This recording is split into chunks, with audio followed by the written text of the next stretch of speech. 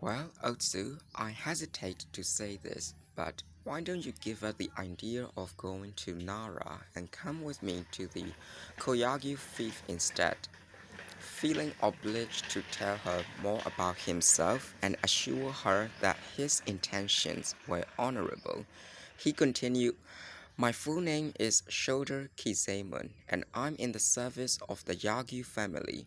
It happens that my lord, who's now 80, is no longer active. He suffers terribly from boredom. When you said you make your living by playing the flute, it occurred to me that it might be a great comfort to him if you were around to play for him time to time. Do you think you would like that? The old man immediately chimed in with enthusiastic approval. You should definitely go with him, he urged.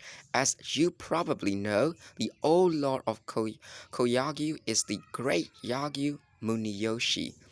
Now that he's retired, he has taken the name Seiki Shusai. As soon as his heir, Munenori, Lord of Tajima, returned from Sekigahara, he was summoned to Edo and appointed an instructor in the shogun's household.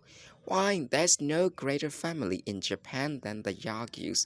To be invited to Koyagyu is an honor in itself. Please, by all means, accept. On hearing that Kizaemon was an official in the famous house of Yagyu, Otsu congratulated herself for having guessed that he was no ordinary samurai. Still, she found it difficult to reply to his proposal. Faced with her silence, Kizaemon asked, don't you want to come? It's not that. I couldn't wish for a better offer. I'm simply afraid my playing isn't good enough for a great man like Yagyu Muneyoshi. Oh, don't give it a second thought. The Yagyus are very different from the other daimyo. Seiki Shusai in particular has a simple, quiet taste of a tea master. He would be more upset, I think, by your diffidence than by what you fancy to be your lack of skill.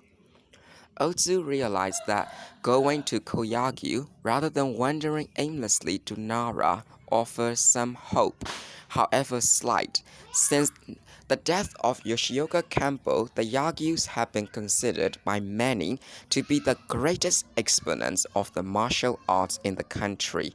It was only to be expected that swordsmen from all over the country would call at their gate, and there might even be a registry of visitors. How happy she would be if, on that list, she found the name of Miyamoto Musashi. With that possibility foremost in mind, she said brightly, if you really think it's alright, I will go. You will? Wonderful. I'm very grateful. I doubt that a woman could walk all the way there before nightfall. Can you ride a horse? Yes. Kizaemon ducked under the eaves of the shop and raised his hand toward the bridge. The groom waiting there came running forward with a horse, which Kizaemon let Otsu ride, while he himself walked along beside her. Jotaro spotted them from the hill behind the tea house and called, Are you leaving already? Yes, we are off. Wait for me. They were halfway across Uji Bridge when Jotaro caught up with them. Kizaemon asked him what he had been up to, and he answered that a lot of men in a grove on the hill were playing some kind of game. He didn't know what game it was, but it looked interesting. The groom laughed. That would be the Ronin riffraff having a gambling session. They don't have enough money to eat, so they lure travelers into their games and take them for everything they are worth. It's disgraceful. Oh, so they gamble for a living? Asked Kizaemon. The gamblers are among the better ones, replied the groom. Many others have become kidnappers and blackmailers. They are such a rough lot, nobody can do anything to stop them. Why doesn't the lord of the district arrest them or drive them away? There are too many of them, far more than he can cope with.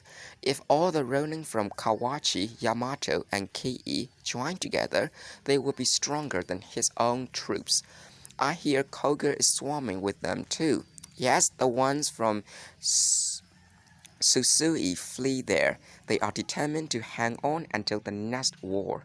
You keep talking that way about the Ronin, Jotaro broke in, but some of them must be good men. That's true, agreed Kizaemon. Faced with her silence, Kizaemon asked, don't you want to come? It's not that. I couldn't wish for a better offer. I'm simply afraid my plane isn't good enough for a great man like Yagyu Muneyoshi. Oh, don't give it a second thought. The Yagyus are very important. From the other daimyo, Sekishusa in particular has the simple, quiet taste of. Wait a minute. These are the same lines. Okay, let me skip forward. That's true, agreed Kizaemon. My teachers are Ronin. Kizaemon laughed and said, so that's why you spoke up in their defense. You are loyal enough. You did say you were on your way to the Hōzōin, didn't you? Is that where your teacher is? I don't know for sure, but he said if I went there, they would tell me where he is. What style does he use? I don't know. You are his disciple, and you don't know his style. Sir, the groom put in. Swordsmanship is a fad these days. Everybody and his brothers going around studying it. You can meet 5 or 10 wandering on this road alone any day of the week. It's all because there are so many more ronin around to give lessons than there used to be. I suppose that's part of it. They are attracted to it because they hear somewhere that if a fellow is good with a sword, the daimyo will fall all over each other trying to hire him for 4 or 5,000 bushels a year. A quick way to get rich, eh? Exactly. When you think about it, it's frightening. Why, even this boy here has a wooden sword. He probably thinks he just has to learn how to hit people with it to become a real man. We get a lot like that, and the sad part is, in the end, most of them will go hungry. Jotaro's anger rose in a flash. What's that? I dare you to say that again. Listen to him. He looks like a flea carrying a toothpick, but he already fancies himself a great warrior. Kizaemon laughed. Now, Jotaro, don't get mad or you will lose your bamboo tube again. No, I won't. Don't worry about me. They walk on, Jotaro sulking silently, the others looking at the sun as it slowly set. Presently, they arrive at the Kizu River ferry landing. This is where we leave you, my boy. It will be dark soon, so you better hurry, and don't waste time along the way. Otsu, said Jotaro, thinking she would come with him. Oh, I forgot to tell you, she said. I have decided to go along with this gentleman to the castle at Koyagyu. Jotaro looked crushed. Take good care of yourself, Otsu said, smiling. I should have known I would wind up alone again. He picked up a stone and sent it skimming across the water. Oh, we'll see each other again one of these days. Your home seems to be the road, and I do a bit of traveling myself. Jotaro didn't seem to want to move. Just who are you looking for? He asked. What sort of person? Without answering, Otsu waved farewell. Jotaro ran along the bank and jumped into the very middle of the small ferry boat. When the boat, red in the evening sun, was halfway across the river, he looked back. He could just make out Otsu horse and Kizaemon on the Kasagi Temple Road. They were in the valley, beyond the point where the river suddenly grows narrower, slowly being swallowed up by the early shadows of the mountain. The Hōzōin. Students of the martial arts invariably knew of the Hōzōin. For a man who claimed to be a serious student to refer to it as just another temple was sufficient reason for him to be regarded as an impostor. It was well known among the local populace too. Though oddly enough, few were familiar with the much more important Hōzōin repository and its priceless collection of ancient art objects. The temple was located on Ubura Abura Hill in a large, dense forest of cryptomeria trees. It was just the kind of place goblins might inhabit. Here, too, were reminders of the glories of the Nara period, the ruins of a temple, a Genrin inn, and of the huge public bathhouse built by the Empress Komyo for the poor. But today, all that was left was a scattering of foundation stones peeking out through the moss and weeds. Musashi had no difficulty getting directions to Abura Hill, but once there he stood looking all around in bewilderment, for there were quite a few other temples nestled in the forest. The cryptomerias had weathered the winter and been bathed in the early spring rains, and their leaves were now in at their darkest. Above them, one could make out in the approaching twilight the soft feminine curves of Mount Kasuga. The distant mountains still lay in bright sunlight. Although none of the temples looked like the right one, Musashi went from gate to gate inspecting the plaques on which their names were inscribed. His mind was so preoccupied with the Hōzōin that when he saw the plaque of the Hōzōin, he at first misread it, since only the first character, that for O, was different. Although he immediately realized his mistake, he took a look inside anyway. The Hōzōin appeared to belong to the Nichiren set. As far as he knew, the Hōzōin was a Zen temple having no connection with the Nichiren. As he stood there, a young monk returning to the Hōzōin passed by him, staring suspiciously. Musashi removed his hat and said, "Could I trouble you for some information?" "What would you like to know? This temple is called the Hōzōin." "Yes, that's what it says on the plaque." "I was told that the Hōzōin is on Abura Hill, isn't it?" "It's just in back of this temple." "Are you going there for a fencing bout?" "Yes." "Then let me give you some advice. Forget it." "Why?"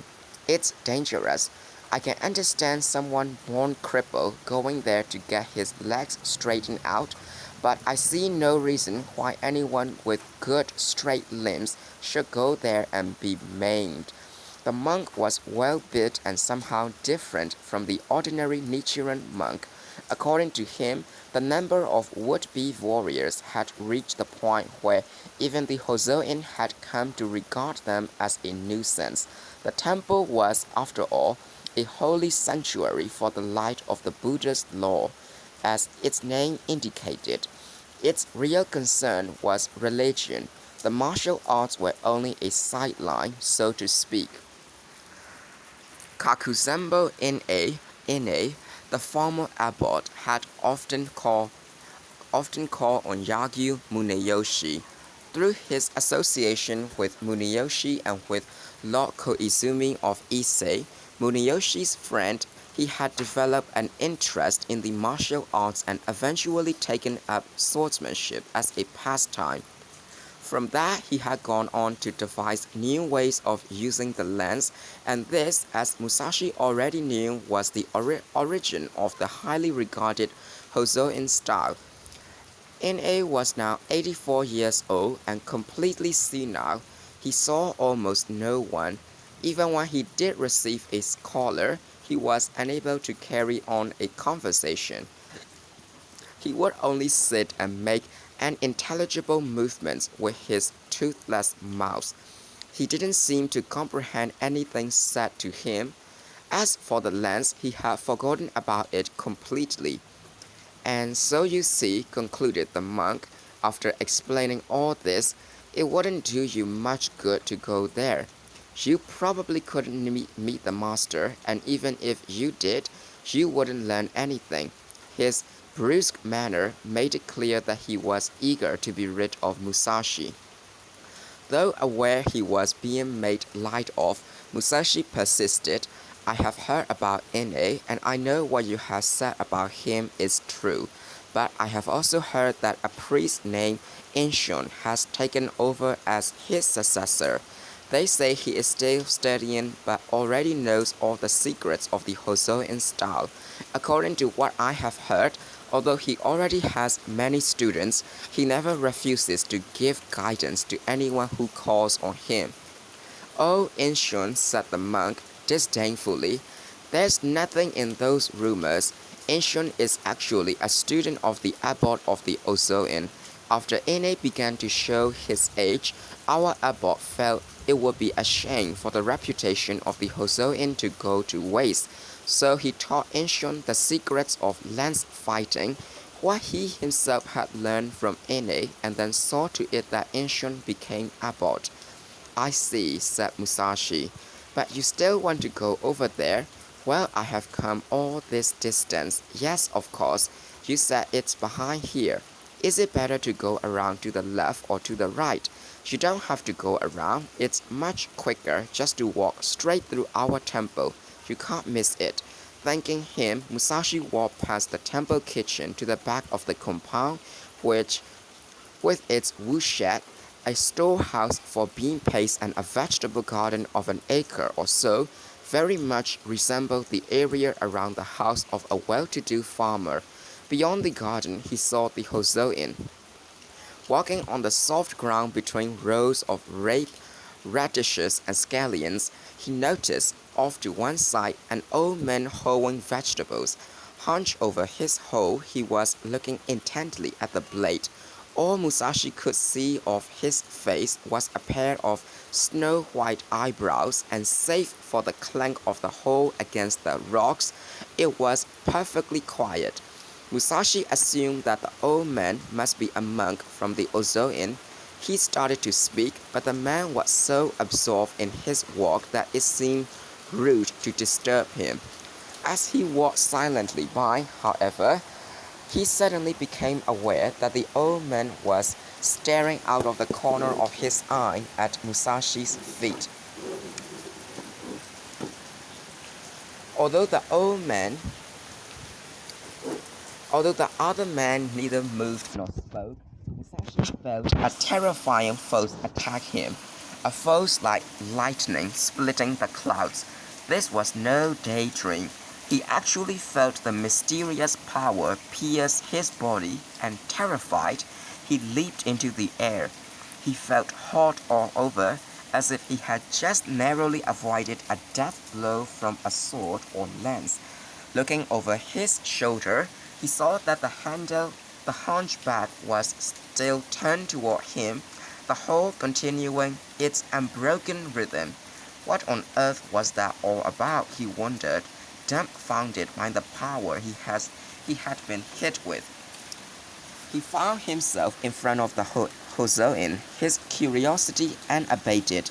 While waiting for a servant to appear, he thought, Inshun should still be a young man. The young monk said Ine was senile and had forgotten all about the lance, but I wonder, the incident in the garden lingered in the back of his mind. He called out loudly 2 more times, but the only reply was an echo from the surrounding trees. Noticing a large gong beside the entrance, he struck it. Almost immediately, an answering call came from deep inside the temple. A priest came to the door. He was big and brawny. Had he been one of the warrior priests of Mount Hiei, he might well have been the commander of a battalion. Accustomed as he was to receiving visits from people like Musashi day in and day out, he gave him a brief glance and said, "You are a Shugyosha." "Yes, what are you here for?" "I would like to meet the master." The priest said, "Come on." The priest said, "Come in," and gestured to the right of the entrance, suggesting obliquely that Musashi should wash his feet first. There was a barrel overflowing with water supplied by a bamboo pipe, and pointing this way and that, about 10 pairs of worn and dirty sandals. Musashi followed the priest down a wide, dark corridor and was shown into an empty room. There he was told to wait. The smell of incense was in the air, and through the window he could see the broad leaves of a plantain tree.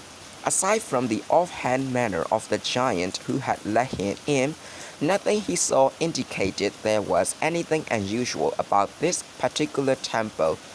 When he reappeared, the priest handed him a registry and ink box, saying, "Write down your name, where you study, and what style you use." He spoke as though instructing a child. The title on the registry was "List of persons visiting this temple to study." Steward of the Hōzōin, Musashi opened the book and glanced over the names, each listed under the date on which the samurai or student had called. Following the style of the last entry, he wrote down the required information, omitting the name of his teacher. The priest, of course, was especially interested in that. Musashi's answer was essentially the one he had given at the Yoshioka school. He had practiced the use of the truncheon under his father, without working very hard at it. Since making up his mind to study in earnest, he had taken as his teacher everything in the universe, as well as the examples set by his predecessors throughout the country. He ended up by saying, "I'm still in the process of learning." You probably know this already, but since the time of our first master, the Hōzōin has been celebrated everywhere for its lance techniques. The fighting that goes on here is rough, and there are no exceptions. Before you go on, perhaps you better read what's written at the beginning of the registry. Musashi picked up the book, opened it, and read the stipulation, which he had skipped over before. It said, "Having come here for the purpose of study, I absolve the temple of all responsibility in the event that I suffer bodily injury or am killed." "I agree to that," said Musashi with a slight grin. It accounted to no more than common sense for anyone committed to becoming a warrior. "All right, this way." The dojo was immense. The monks must have sacrificed a lecture hall or some other large temple building in favor of having it. Musashi had never before seen a hall with columns of such girth, and he also observed traces of paint, gold foil, and Chinese white primer on the frame of the transom, things not to be found in ordinary practice halls. He was by no means the only visitor. More than 10 student warriors were seated in the waiting area, with a similar number of student priests. In addition, there were quite a few samurai who seemed to be merely observers. All were tensely watching two lancers fighting a practice bout. No one even glanced Musashi's way as he sat down in a corner. According to a sign on the wall, if anyone wanted to fight with real lances, the challenge would be accepted, but the combatants now on the floor were using long oak practice poles. A strike could, nevertheless, be extremely painful, even fatal. One of the fighters was eventually thrown in the air, and as he limped back to his seat in defeat, Musashi could see that his thigh had already swollen to the size of a tree trunk. Unable to sit down, he dropped awkwardly to one knee and extended the wounded leg out before him. Next came the summons from the man on the floor, a priest of singularly arrogant manner. The sleeves of his robe were tied up behind him, and his whole body, legs, arms, shoulders, even his forehead, seemed to consist of bulging muscles. The oak pole he held vertically was at least 10 feet in length. A man who seemed to be one of those who had arrived that day spoke up. He fastened up his sleeves with a leather thong and strode into the practice area.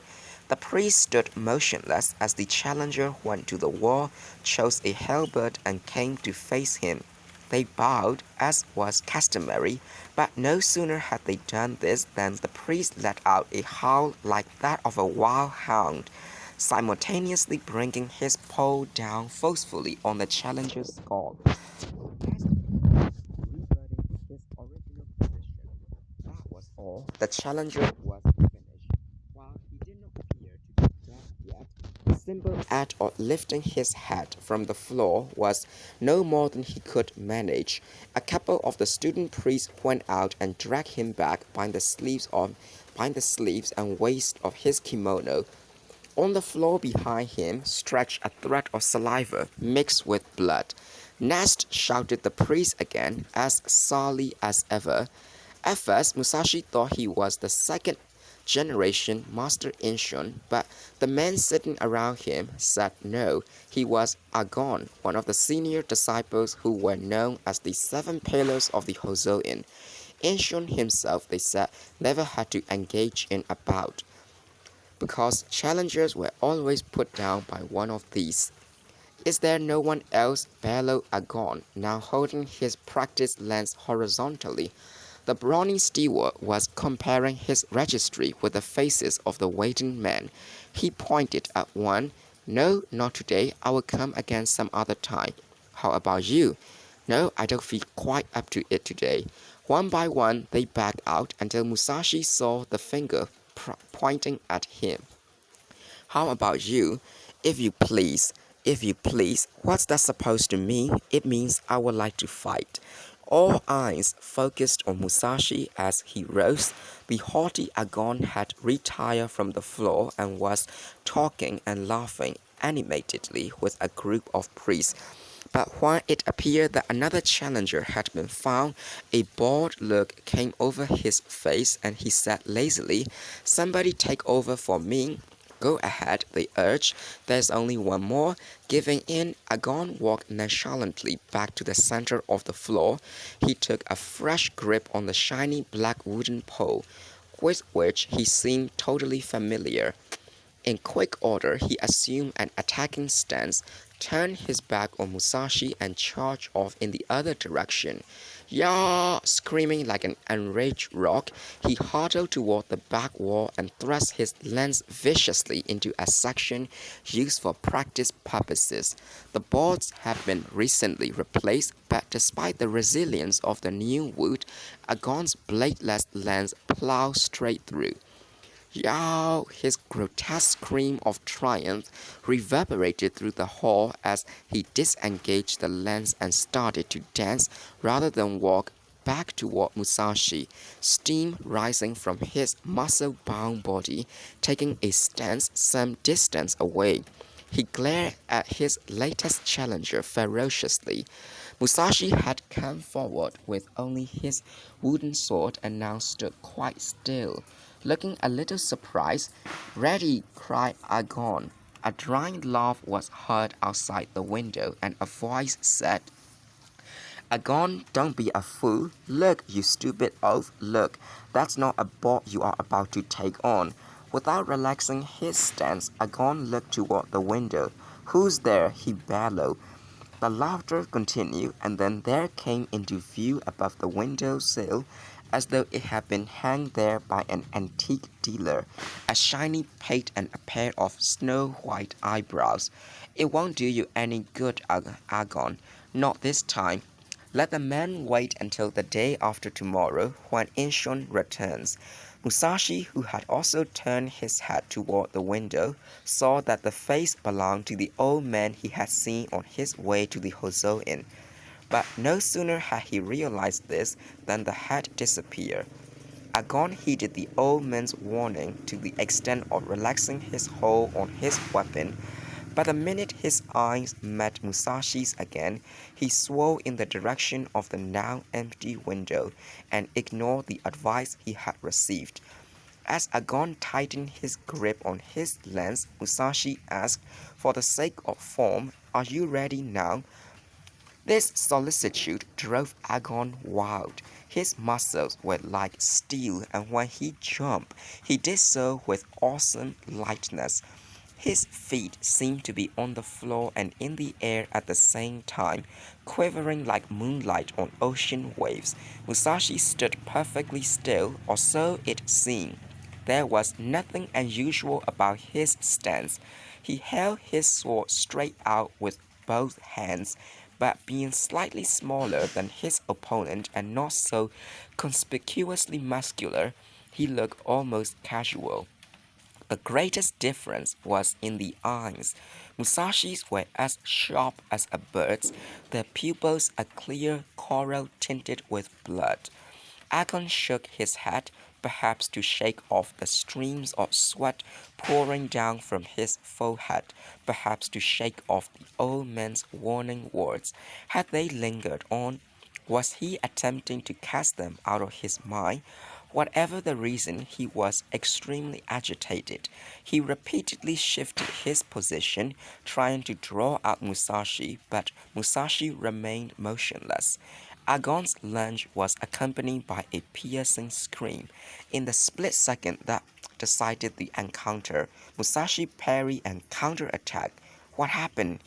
Agon's fellow priests hastily ran forward and crowded around him in a black circle.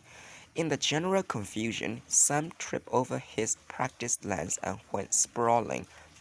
A priest stood up, his hands and chest smeared with blood, shouting, "Medicine! Bring the medicine! Quick! You won't need any medicine." It was the old man, who had come in the front entrance and quickly assessed the situation. His face turned sour. If I had thought medicine would save him, I wouldn't have tried to stop him in the first place. The idiot.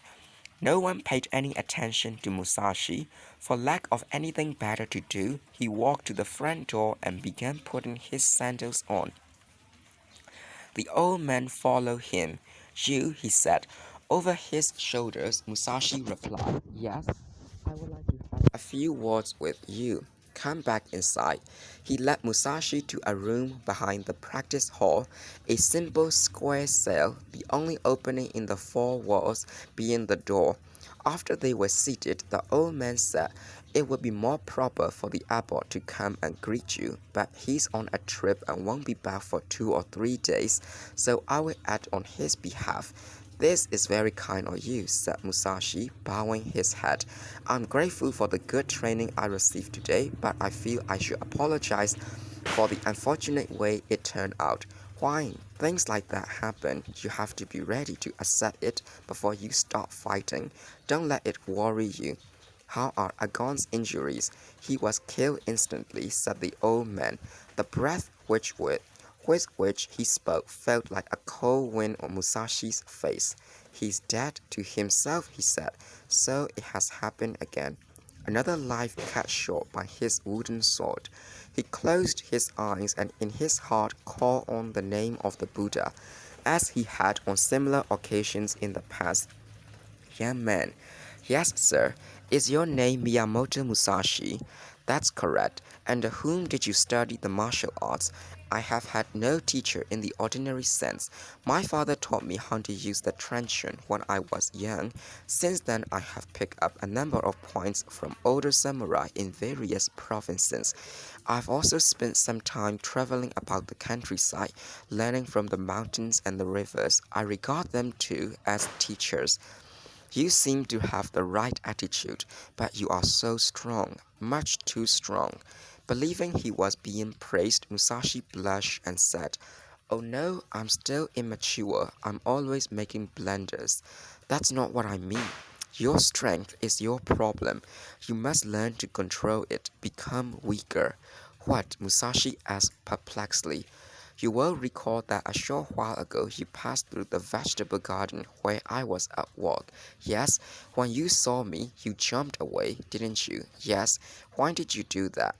"Well, somehow I imagined that you might use your hoe as a weapon and strike my legs with it. Then, too, though your attention seemed to be focused on the ground, my whole body felt transfixed by your eyes. I felt something murderous in that look, as though you were searching for my weak spot so as to attack it." The old man laughed. "It was the other way around. When you were still 50 feet from me, I perceived what you call something murderous in the air. I sensed it in the tip of my hoe.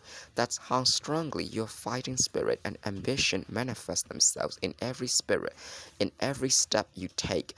I knew I had to be prepared to defend myself. If it had been one of the local farmers passing by, I myself would have been no more than an old man tending vegetables." True, you sensed belligerence in me, but it was only a reflection of your own. So Musashi had been right in thinking even before they first exchanged words that here was no ordinary man. Now he keenly felt that the priest was the master and he the pupil. His attitude toward the old man with the bent back became appropriately deferential. I thank you for the lesson you have given me. May I ask your name and your position in this temple? Oh, I don't belong to the Hōzōin. I'm the abbot of the Hōzōin. My name is Nikan.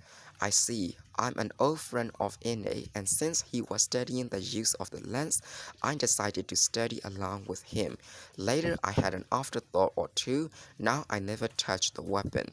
I guess that means that Inshun, the present abbot here, is your disciple. Yes, it could be put that way, but priests shouldn't have any use for weapons, and I consider it unfortunate that the Hōzōin has become famous for a martial art rather than for its religious fervor. Still, there were people who felt that it would be a pity to let the Hōzōin style die out, so I taught it to Inshun and to no one else. I wonder if you will let me stay in your temple until Inshun returns. Do you propose to challenge him? Well, as long as I'm here, I would like to see how the foremost master uses his lens. Nikan shook his head reproachfully. It's a waste of time. There's nothing to be learned here. Is that so? You've already seen the Hōzōin lensmanship just now when you fought Agon. What more do you need to see? If you want to learn more, watch me. Look into my eyes. Nikan drew up his shoulders, put his head slightly forward, and stared at Musashi. His eyes seemed about to jump from their sockets. As Musashi stared back, Nikan's pupils shone first with a coral flame, then gradually took on an azure profundity. The glow burned and numbed Musashi's mind. He looked away. Nikan's crackling laugh was like the clatter of bone-drying boards. He relaxed his stare only when a younger priest came in and whispered to him. Bring it in, he commanded. Presently, the young priest returned with a tray and a round wooden rice container, from which Nikan scooped rice into a bowl. He gave it to Musashi. I recommend the tea grill and pickles. It's the practice of the Hōzōin to serve them to all those who come here to study, so don't feel they are going to any special trouble for you. They make their own pickles, called Hōzōin pickles in fact, cucumber stuffed with basil and red pepper. I think you will find they taste rather good. As Musashi picked up his chopsticks, he felt Nikan's keen eyes on him again. He could not tell at this point whether their piercing quality originated within the priest or was a response to something he himself emitted.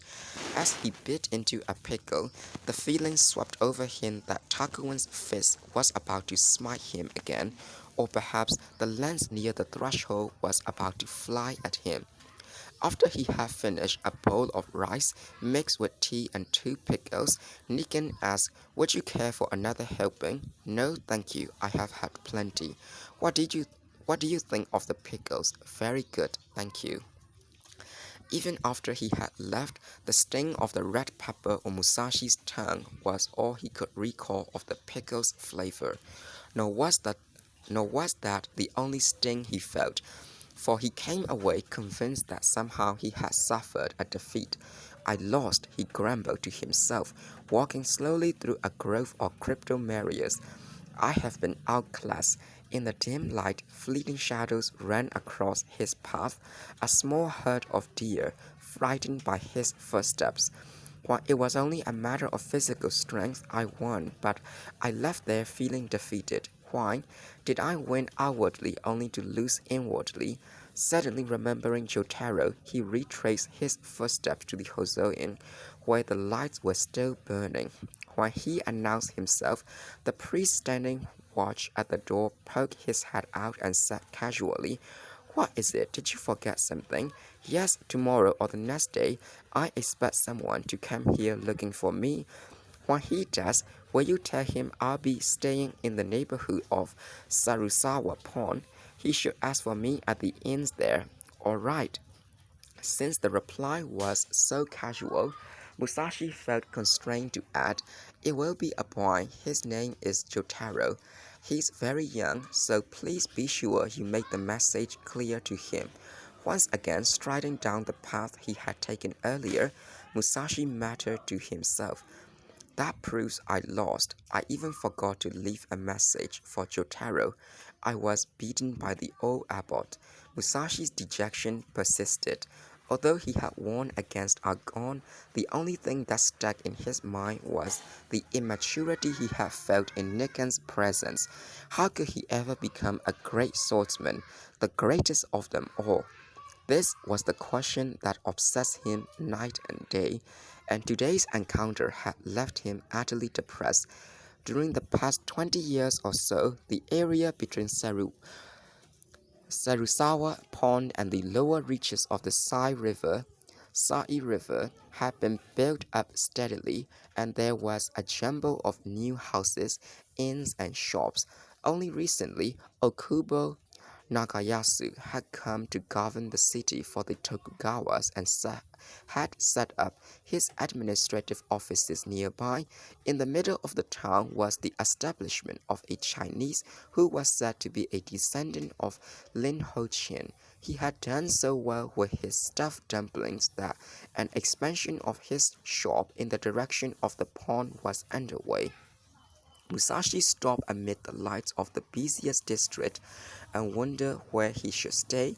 There were plenty of inns, but he had to be careful about his expenses. At the same time, he wanted to choose a place not too far off the beaten track, so Jotaro could find him easily. He had just eaten at the temple, but when he caught a whiff of the stuffed dumplings, he felt hungry again. Entering the shop, he sat down and ordered a whole plateful. When they arrived, Musashi noted that the name Lin burned into the bottom of the dumplings. And like the hot pickles at the Hōzōin, the dumplings had a flavor he could savor with pleasure. The young girl who poured his tea asked politely, "Where are you planning to stay tonight?" Musashi, unfamiliar with the district, welcomed the opportunity to explain his situation and ask her advice. She told him one of the proprietor's relatives had a private boarding house where he would be welcome, and without waiting for his answer, trotted off. She returned with a youngish woman whose shaved eyebrows indicated she was married, presumably the proprietor's wife. The boarding house was on a quiet alley not far from the restaurant, apparently an ordinary residence that sometimes took in guests. The eyebrowless mistress of the shop, who had shown him the way, tapped lightly on the door, then turned to Musashi and said quietly, "It's my elder sister's house, so don't worry about tipping or anything." The maid came out of the house and the two of them exchanged whispers for a moment or two. Apparently satisfied, she led Musashi to the second floor. The room and its furnishings were too good for an ordinary inn, making Musashi feel a bit ill at ease. He wondered why a house as well off as this one would take in boarders and asked the maid about it, but she just smiled and said nothing. Having already eaten, he had his bath and went to bed, but the question was still on his mind when he went off to sleep. Next morning, he said to the maid, "Someone is supposed to come looking for me. Will it be alright if I stay over for a day or two until he arrives?" "By all means," she replied, without even asking the lady of the house, who soon came herself to pay her respects. She was a good-looking woman of about 30, with fine, smooth skin. When Musashi tried to satisfy his curiosity about why she was accepting rumors, she laughingly replied, "To tell the truth, I'm a widow. My husband was a no actor by the name of Kensei, and I'm afraid to be without a man in the house. What with all these ill-bred ronin in the vicinity," she went on to explain that while the streets were full of drinking shops and prostitutes, many of the indigent samurai were not satisfied with these diversions. They would pump information from the local youths and attack houses where there were no men about. They spoke of this as calling on the widows. In other words, said Musashi, you take in people like me to act as your bodyguard, right? Well, she said, smiling, as I said, there are no men in the household. Please feel free to stay as long as you like. I understand perfectly. I hope you will feel safe as long as I'm here. There's only one request I would like to make. I'm expecting a visitor, so I wonder if you would mind putting a marker with my name on it outside the gate. The widow, not at all unhappy to let it be known that she had a man in the house, obligingly wrote Miyamoto Musashi on a strip of paper and pasted it on the gatepost. Jotaro did not show up that day, but on the next, Musashi received a visit from a group of 3 samurai. Pushing their way past the protesting maid, they came straight upstairs to his room. Musashi saw immediately that they were among those who had been present at the Hōzōin when he had killed Agon. Sitting down around him as though they had known him all their lives, they started pouring on the flattery. I never saw anything like it in my life, said one. I'm sure nothing of the kind ever happened at the Hōzōin before. Just think, an unknown visitor arrives and just like that, down one of the 7 pillars. And not just one, the terrifying Agon himself. One grunt and he was spitting blood. You don't often see sights like that. Another went on in the same vein. Everyone we know is talking about it. All the ronin are asking each other just who this Miyamoto Musashi is. That was a bad day for the Hōzōin's reputation. Why, you must be the greatest swordsman in the country, and so young too. No doubt about it, and you will get even better with time. If you don't mind my asking, how does it happen that with your ability you are only a ronin? It's a waste of your talents not to be in the service of a daimyo. They paused only long enough to slurp some tea and devour the tea cakes with gusto, spilling crumbs all over their laps and on the floor. Musashi, embarrassed by the extravagance of their praise, shifted his eyes from right to left and back again. For a time, he listened with an impassive face, thinking that sooner or later their momentum would run down. When they showed no signs of changing the subject, he took the initiative by asking their names. Oh, I'm sorry, I'm Yamazo Denpachi. I used to be in the service of Lord Gamo, said the first. The man next to him said, I'm Otomo Banryu. I have mastered the Bokujin style and I have a lot of plans for the future. I am Yasukawa Yasube, said the third with a chuckle, and I've never been anything but a ronin, like my father before me. Musashi wondered why they were taking up their time and his with their small talk. It became apparent that he would not find out unless he asked, so the next time there was a break in the conversation, he said, presumably you came because you had some business with me. They feigned surprise at the very idea, but soon admitted they had come on what they regarded as a very important mission. Moving quickly forward, Yasube said, as a matter of fact, we do have some business with you. You see, we are planning to put on public entertainment at the foot of Mount Kasuga, and we wanted to talk to you about it. Not a play or anything like that. What we have in mind is a series of matches that would teach the people about the martial arts, and at the same time, give them something to lay bets on. He went on to say that the stands were already being put up and that the prospects looked excellent. They felt, however, that they needed another man because with just the 3 of them, some really strong samurai might show up and beat them all, which would mean that their hard-earned money would go down the drain. They had decided that Musashi was just the right person for them. If he would join in with them, they would not only split the profits but pay for his food and lodging while the matches were in progress. That way he could easily earn some fast money for his future travels. Musashi listened with some amusement to their blandishments, But by and by he grew tired and broke in. If that's all you want, there's no point in discussing it. I'm not interested. But why? Asked Tempachi. Why aren't you interested? Musashi's youthful temper erupted. I'm not a gambler, he stated indignantly, and I eat with chopsticks, not with my sword. What's that? Protested the three, insulted by his implication. What do you mean by that? Don't you understand, you fools? I am a samurai, and I intend to remain a samurai, even if I starve in the process. I starve in the process. Now clear out of here. One man's mouth twisted into a nasty snarl, and another, red with anger, shouted, "You will regret this." They well knew that the three of them together were no match for Musashi, but to save face, they stamped out noisily, scowling and doing their best to give the impression they weren't through with him yet. That night, as on other recent nights, there was a milky, slightly overcast moon.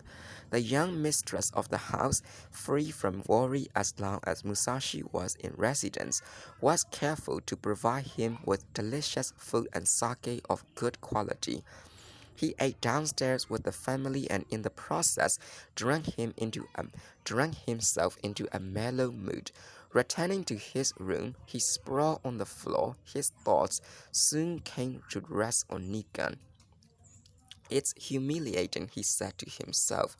The adversaries he had defeated, even the ones he had killed or half killed, always disappear from his mind like so much froth, but he couldn't forget anyone who got the better of him in any way, or for that matter, anyone in whom he sensed an overpowering presence.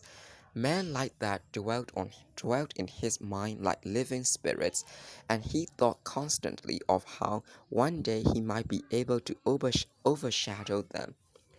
Humiliating, he repeated. He clutched at his hair and pondered how he could get the better of Nikan, how he could face that unearthly stare without flinching. For 2 days, this question had gnawed at him. It wasn't that he wished Nikan any harm, but he was sorely disappointed with himself. Is it that I'm no good? He asked himself ruefully, having learned swordsmanship on his own and thus lacking an objective appraisal of his own strength. He couldn't help but doubt his own ability to ever achieve powers such as the old priest exuded. Nikan had told him he was too strong, that he had to learn to become weaker. This was the point that set his mind off on tangent after tangent, for he couldn't fathom the meaning. Wasn't strength a warrior's most important quality? Was that not what made one warrior superior to others? How could Nikan speak of it as a flaw? Maybe, thought Musashi, the old rascal was toying with me. Maybe he considered my youth and decided to talk in riddles just to confuse me and amuse himself. Then, after I left, he had a good laugh. It's possible. At times like this, Musashi wondered whether it had been wise to read all those books at Himeji Castle. Until then, he had never bothered much about figuring things out. But now, whenever something happened, he couldn't rest until he had found an explanation satisfying to his intellect.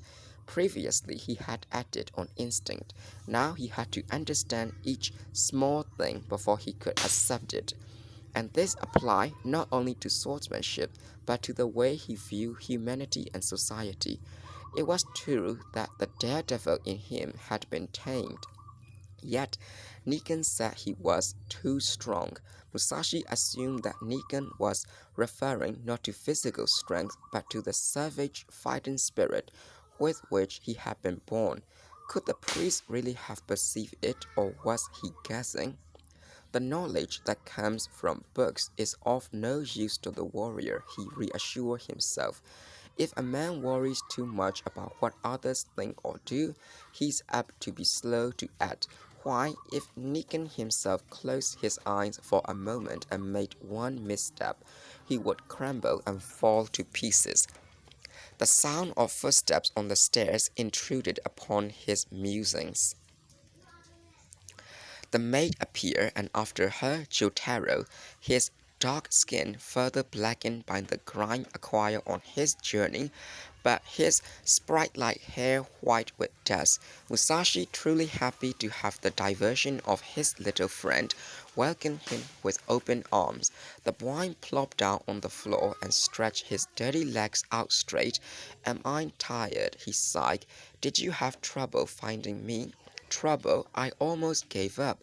I've been searching all over. Didn't you ask at the Hōzōin?" "Yes, but they said they didn't know anything about you." "Oh, they did they?" Musashi's eyes narrowed. "And after I said specifically that you would find me near Sarusawa Pond." "Oh, well, I'm glad you made it. Here's the answer from the Yoshioka school." He handed Musashi the bamboo tube. "I couldn't find Hoenjin Matahachi, so I asked the people at his house to give him the message." "Fine, now run along and have a bath. They will give you some dinner downstairs." Musashi took the letter from its container and read it. It said that Seijuro looked forward to a second bout, but if Musashi didn't show up as promised the following year, it would be assumed that he had lost his nerve. Should that happen, Seijuro would make sure that Musashi became the laughingstock of Kyoto. This braggadocio was set down in clumsy handwriting, presumably by someone other than Seijuro. As Musashi tore the letter to bits and burned it, the charred pieces fluttered up into the air like so many black butterflies. Seijuro had spoken of a bout, but it was clear that it was going to be more than that. It would be a battle to the death. Next year, as a result of this insulting note, which one of the combatants would end up in ashes. Musashi took it for granted that a warrior must be content to live from day to day, never knowing each morning if he would live to see nightfall. Nevertheless, the thought that he might really die in the coming year worried him somewhat. There were so many things he still wanted to do. For one thing, there was his burning desire to become a great swordsman. But that wasn't all. So far, he reflected, he hadn't done any of the things people ordinarily do in the course of a lifetime. At this stage of his life, he was still vain enough to think he would like to have retainers, a lot of them, leading his horses and carrying his falcons. Just like Bokuden and Lord Koizumi of Ise, he would like too to have a proper house with a good wife and loyal servants. He wanted to be a good master and to enjoy the warmth and comfort of home life. And of course, before he settled down, he had a secret longing to have a passionate love affair. During all these years of thinking solely about the way of the samurai, he had, not unnaturally, remained chaste. Still, he was struck by some of the women he saw on the streets of Kyoto and Nara, and it was not the aesthetic qualities alone that pleased him, they aroused him physically. His thoughts turned to Otsu. Though she was now a creature of the distant past, he felt closely bound to her. How many times, when he was lonely or melancholy, had the vague recollection of her alone cheered him up? Presently he came out of his reverie. Jotaro had rejoined him, bathed, satiated, and proud to have carried out his mission successfully. Sitting with his short legs crossed and his hands between his knees, he didn't take long to succumb to fatigue. He was soon snoozing blissfully, his mouth open. Musashi put him to bed. When morning came, the boy was up with the sparrows. Musashi also arose early, since he intended to resume his travels. As he was dressing, the widow appeared and said in a regretful tone, "You seem in a hurry to leave." In her arms she was carrying some clothing, which she offered him. "I have sewn these things together for you as a parting gift. A kimono with a short cloak. I'm not sure you will like them, but I hope you will wear them." Musashi looked at her in astonishment. The garments were much too expensive for him to accept after having stayed there only 2 days. He tried to refuse, but the widow insisted. No, you must take them. They aren't anything very special anyway. I have a lot of old